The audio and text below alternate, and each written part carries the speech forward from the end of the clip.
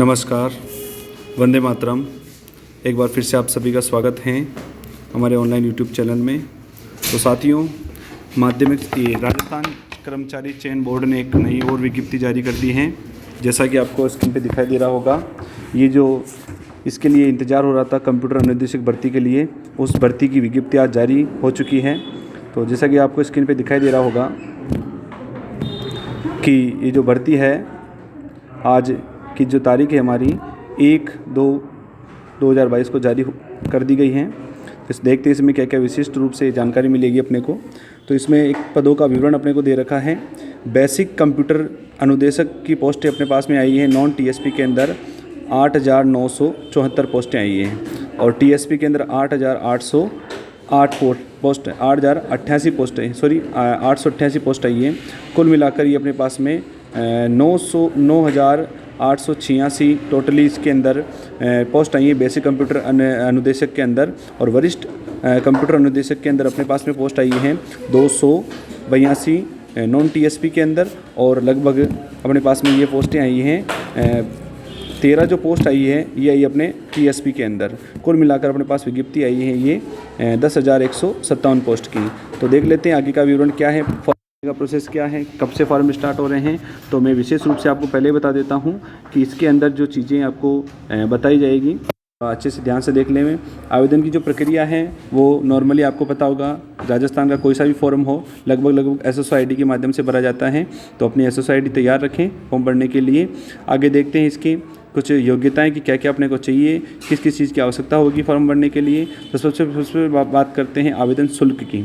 आवेदन शुल्क की अगर अपन बात करते हैं तो इसमें जो जनरल कैटेगरी हैं और क्रिमिनल श्रेणी, या जिसका मतलब है कि जिसके माता पिता कोई सरकारी ऑफिसर हो, सरकारी कर्मचारी हो, तो उनके लिए जो रखा गए हैं ये शुल्क रखा गया है 450 रुपये। और नॉन क्रिमिनल श्रेणी के जो पिछड़े वर्ग है, अति पिछड़ा वर्ग यानी ओबीसी और एसबीसी के जो स्टूडेंट हैं उनके लिए रखा गया है टोटल पेमेंट 350 रुपये है। ठीक है, तो ये तो आवेदन शुल्क की बात हो गई। और इनसे इसके अंदर SC ST की अगर अपन बात करते हैं, यहाँ पर जिसकी इनकम 2.5 लाख से कम की बात आती है तो उनके लिए रखा गया है ये 250 रुपये आवेदन शुल्क रखा गया है।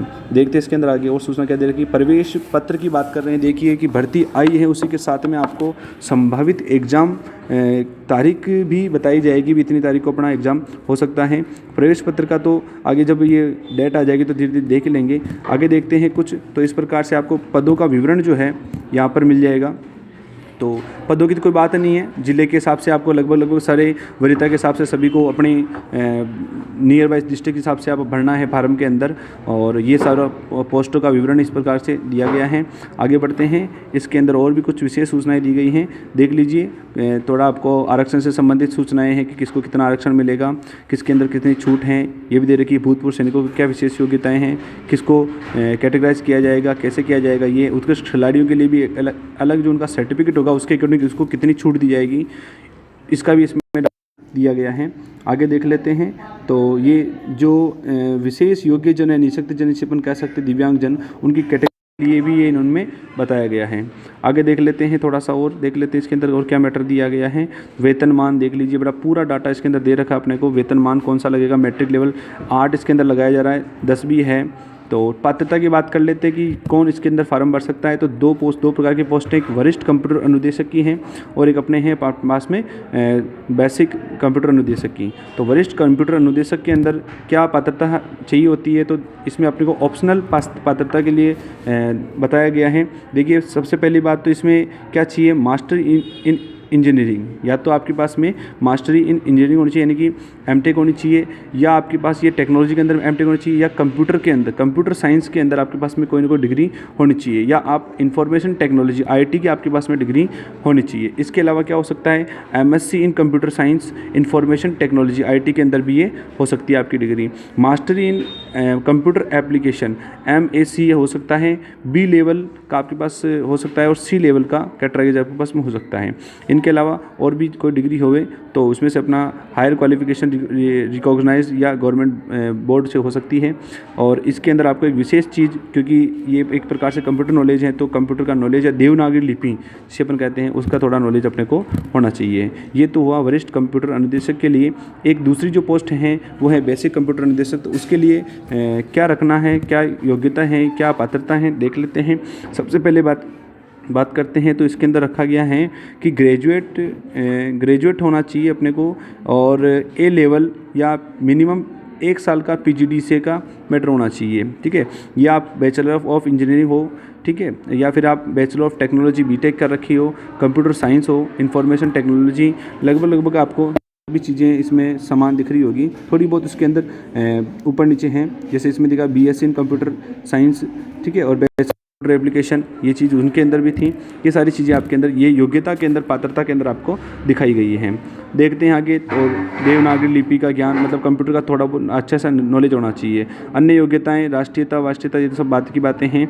और आयु के लिए कहा जा रहा है, देख सकते हो आप इसके अंदर कि 1 जनवरी 2023 को जो एप्लीकेंट होता है, अभ्यर्थी हैं जो भी, उसकी आयु 18 साल हो जानी चाहिए। और मैक्सिमम इसके अंदर आयु रखी गई है 40 साल, मैक्सिमम आयु 40 साल रखी गई, ये अपने को ध्यान रखना है। चलो बढ़ते हैं आगे, कुछ और चीज़ें देख लेते हैं इसकी इम्पोर्टेंट। तो एग्ज़ाम की ये जो अपने एक तो एग्ज़ाम की डेट और एक फार्म की स्टार्टिंग डेट को थोड़ा सा विशेष रूप से ध्यान दे लेते हैं, उस पर फोकस कर लेते हैं। परीक्षा का शुल्क आपको बता ही दिया गया है, और आवेदन भरने की जो तिथि है वो देख लीजिए। इसमें दिया गया है कि 8/2/2022, इसका मतलब है इसी महीने की 8 जो तारीख है, आज 1 तारीख हो गई है, 8 तारीख से आपके फॉर्म चालू हो जाएंगे, जो कि 9/3 तक चलेंगे, यानी कि 9 मार्च तक चलेंगे, रात को 12 बजे तक। ठीक है, तो इस बीच के अंदर आप फॉर्म भर सकते हो, और इसके अलावा और कोई आपका इशू नहीं है।